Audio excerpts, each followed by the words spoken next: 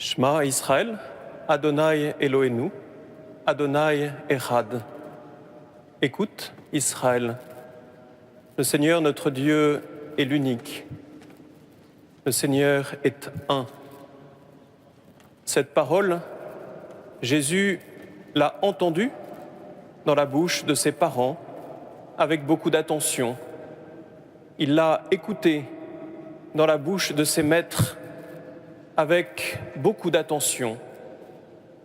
Écouter est un don infini que Dieu nous a fait, qu'il nous a confié par son peuple Israël, peuple qui sait tendre l'oreille aux cris de la terre, peuple qui sait tendre l'oreille aux cris des plus pauvres, peuple qui sait tendre l'oreille à la joie des hommes, peuple qui sait tendre l'oreille à la voix de sa conscience. Écoute, Israël, le Seigneur notre Dieu est l'unique Seigneur. En écoutant les autres, en s'écoutant soi-même, en écoutant l'histoire, en écoutant les livres, en écoutant les autres langues, en écoutant ce que nous ne comprenons pas, en écoutant ce qui est simple dans la bouche d'un petit enfant, nous apprenons jour après jour à écouter Dieu qui parle par sa création, qui parle par la souffrance de chacun, qui parle au plus intime de l'âme de chacun de nous. Oui, Dieu n'est pas silencieux, il ne cesse de parler et il a façonné pour nous une oreille afin que nous sachions l'écouter, non pas projeter ce que nous pensons, mais l'écouter en vérité, comme Jésus a su entendre la voix de cet homme qui lui demandait quel était le plus grand commandement, comme Jésus qui a su écouter cette femme qui avait soif, ou cet homme qui avait faim, ou ce paralysé qui voulait marcher. Oui, écouter, c'est ce qu'on appelle le premier pas de l'amour. Il n'y a pas d'amour sans écoute, mais dès qu'il y a un peu d'écoute, il y a déjà beaucoup d'amour. Parce que lorsqu'on écoute en profondeur la vie de ses frères, la vie des hommes, la vie de ceux qui souffrent, sa propre vie, on entend quelqu'un qui, au plus secret de notre âme, ne cesse d'agir. Quelqu'un qui aime. Si je n'écoute pas, je n'entends pas celui qui me crée. Si je n'écoute pas, je n'entends pas celui qui vous a conduit à venir à la messe. Si je n'écoute pas, je ne comprends pas pourquoi tant de personnes circulent autour de nous, ou tant de personnes écoutent cette Eucharistie par la radio ou par la télévision. Parce qu'il y a quelqu'un à entendre, quelqu'un à écouter qui ne cesse d'agir parce qu'il aime. Il aime de façon pure et absolue, et de cet amour jaillit ma vie, mon être, jaillit votre vie, votre être, jaillit notre monde. De son amour jaillit l'Esprit Saint. Et ce qu'il y a d'étonnant, c'est que, en écoutant du français, je finis par parler français. En écoutant de l'hébreu, je finis par parler hébreu. En écoutant l'anglais ou l'italien, je finis par parler anglais ou italien. En écoutant Dieu qui aime, je finis par aimer. Parce que je ne saurais être moi-même cet amour premier. Mais si je l'entends dans ma vie, si j'en deviens familier, alors cet amour qui habite mon être commence à marquer ma vie. Je ne suis pas le premier à aimer et je ne serai pas le dernier. Mais je sais que si quelqu'un aime en premier en moi, il se peut que je puisse commencer à aimer Dieu de tout mon cœur, de toute mon âme, de toute mon intelligence. Il se peut que je puisse commencer à aimer mon prochain comme moi-même.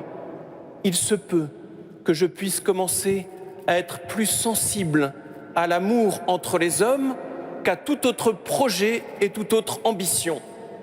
Oui, l'amour seul est digne de foi. L'amour seul est ce qui tient notre monde.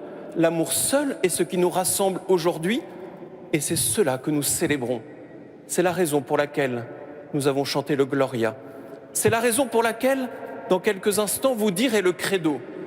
Non pas une profession de foi qui jaillit de votre intelligence et qui pourrait être très belle et très puissante, mais une parole qui jaillit de votre cœur parce que vous aimez Dieu de tout votre cœur, de toute votre âme, de toute votre intelligence. Et que cet amour de Dieu est indissociable de l'amour de votre frère, de votre sœur, de votre papa, de votre maman, de votre enfant, de vos cousins, de vos amis, mais aussi de vos ennemis, mais aussi de ceux qui vous persécutent. Parce que contrairement au mal qui est limité, qui est contenu, l'amour est sans limite. L'amour est infini. Et c'est de cette façon que je comprends que mes jours se prolongent. Parce que lorsque je commence à aimer, la minute limitée dans laquelle je suis s'ouvre à l'infini, s'ouvre à l'éternité. Et mon âme, qui est si petite, commence à devenir ce qu'on appelle un petit morceau du ciel sur la terre. Car c'est cela que Dieu fait pour nous ce soir.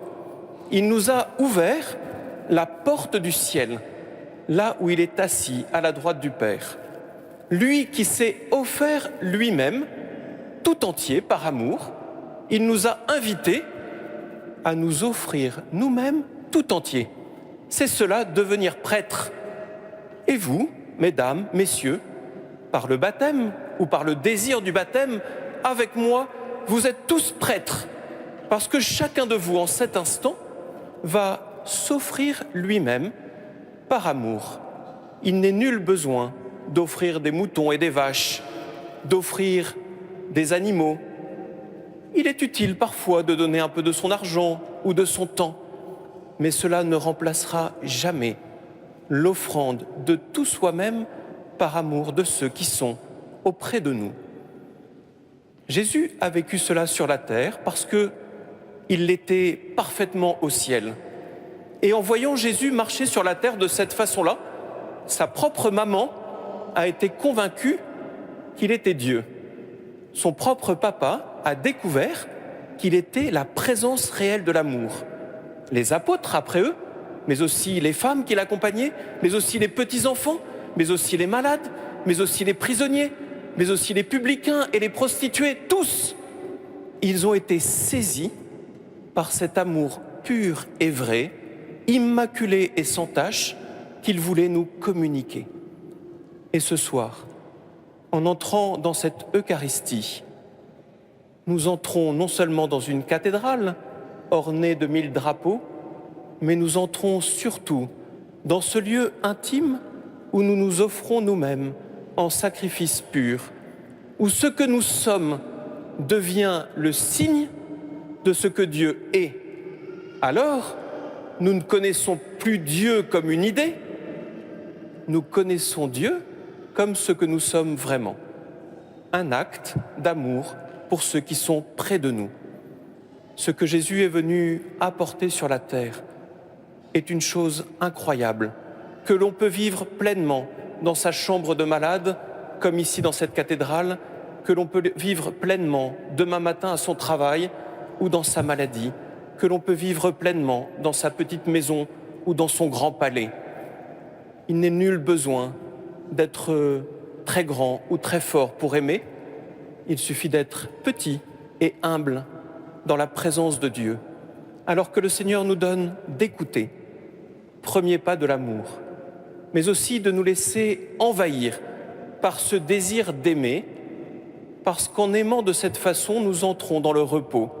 La vie est si belle et si reposante quand nous nous aimons les uns les autres. C'est ce qu'on appelle le paradis.